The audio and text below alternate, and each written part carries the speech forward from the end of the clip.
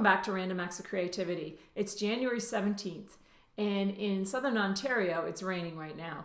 Normally we would have snow, but it's raining, and unfortunately when the rain is hitting the ground, because the ground is frozen, it's freezing. So we have a layer of ice on our sidewalks, on our roads. It's a great time to hunker down in your house, talk with some friends, have a nice warm cup of tea. And speaking of friends, today is one of my friends' birthdays. Her name's Paula, and happy birthday, Paula. And we are going to go out tonight. Now, we're not going to a bar. We're not going out for dinner. We're actually going to go kick some card-making ass. I'm sorry. I can't say that without laughing. Let's try that again. We're going to go out and kick some card-making ass. Okay, we're going to go out to a class, and we're going to make cards tonight. Now, this is a class that we've been to a number of times. And the lady who hosts it is a riot. She's lots of fun. Her name is Karen. And the people who go are pretty serious about card making, but they're also really fun. There's a lot of snide comments, a lot of self-deprecating humor, a lot of jabs taken at each other. And my friend Paula and I, we move pretty quickly once we get going on this class. We have a lot of fun, and we always come home with 3 great cards. So I will post the cards that we make tonight somewhere on my website tomorrow, so you can see what fabulous stuff we do. But right now, I want to focus on the card that I've made Paula. Now, Paula and I are neighbors, and she and I became friends pretty much through crafting. Both of us had mothers that were amazing makers.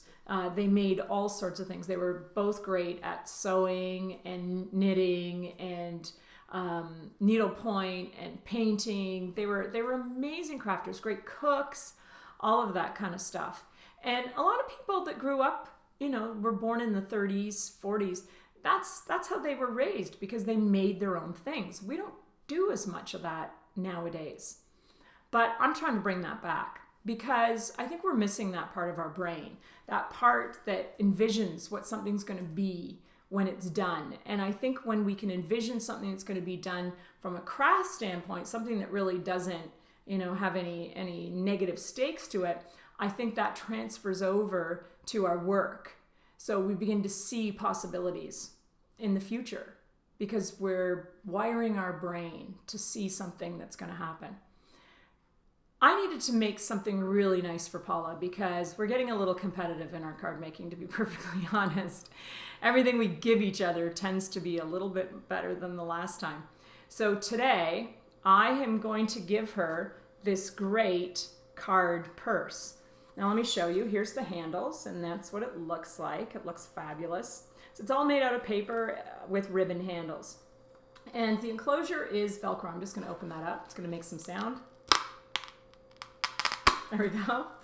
Open it up, and in the inside is a space for me to put a treat. Today's treat is going to be some Lindor chocolate, the salted caramel kind. Yum. And I've also made a little, like a gift tag for her for the bag. So, my husband and I have signed it. I think that's upside down. And I'm just going to hang it with some pretty thread on the side. So this is what Paula's going to get today.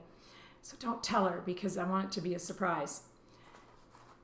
It's easy to do this stuff. Now, I have to say I have equipment to do this. I have a scoring board that helps me make really nice creases. I also have a paper cutter. I have lots of punches and stamps and those kinds of things. But you don't actually have to have any equipment other than paper and pens and pencils to do some great cards. So in the next few months, I'm going to post some great ideas to make cards.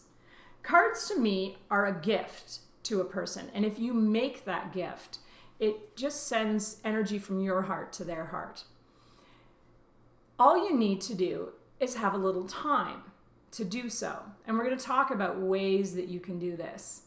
But when you send somebody a card, they get a little bit of your energy, and I think it makes them feel great.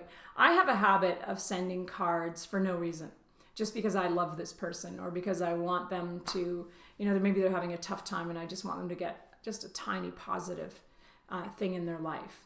So they're easy to do.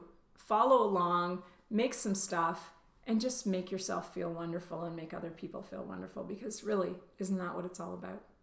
So join me in the next few months.